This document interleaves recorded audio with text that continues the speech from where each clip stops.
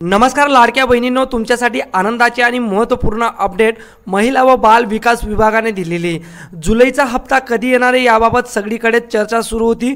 त्यातच आज एक शासन निर्णय महिला व बाल विकास विभागाने प्रसिद्ध केलेला आहे आणि यात मुख्यमंत्री माझी लाडकी बहीण योजनेचा जुलैचा हप्ता वितरित करण्याबाबतचा आज शासन निर्णय काढण्यात आलेला आहे। मित्रांनो, सगळीकडे खूप चर्चा होत होती की जुलैचा जो हप्ता आहे तो लाडक्या बहिणींना येणार कधी आहे।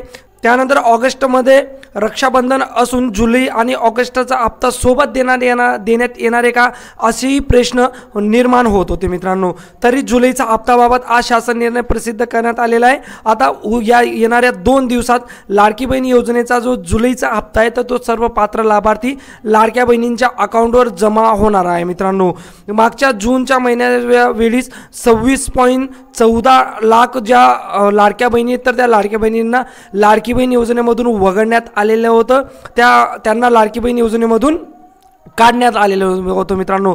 आणि त्यात भरपूर अनेक अशा लाडक्या बहिणी सुद्धा होतात ज्या लाडकी बहीण योजनेच्या क्रायटेरियामध्ये बसत होत्या, त्या पात्रता होत्यात, तरीही त्यांना लाडकी बहीण योजनेमधून वगळण्यात आलेलं आहे। आणि त्यानंतर 2 दिवसापूर्वीच एक अपडेट आलेली की जिल्हा अधिकारी कार्यालयाकडे सर्व त्या जिल्ह्याचे जे अपात्र ठरलेले आहेत त्यांची लिस्ट पाठवण्यात आलेली आहे। आता अंगणवाडी का सेविका यांच्यामार्फत त्या लाडक्या बहिणींचं पुन्हा व्हेरिफिकेशन होऊन त्या लाडक्या बहिणींना ज्या खरोखर पात्र असतील त्या लाडक्या बहिणींना नवीन लाडकी बहीण योजनेमध्ये समाविष्ट करण्यात येणार आहे। मित्रांनो, त्याचबरोबर ज्या माणसांनी लाडकी बहीण योजनेचा लाभ घेतला होता त्यांना नोटीस बजावण्याचं सुरू झालेलं असून त्यांच्याकडून टोटल अमाऊंट आता रिकवर म्हणजे वसूल करण्यात सुद्धा येणार आहे। मित्रांनो बघा, आज जे आर प्रसिद्ध करण्यात आलेला आहे 4 ऑगस्ट रोजी मुख्यमंत्री माझी लाडकी बहीण या योजनेअंतर्गत निधी वितरित करण्याबाबतचा हा शासन निर्णय प्रसिद्ध करण्यात आलेला आहे।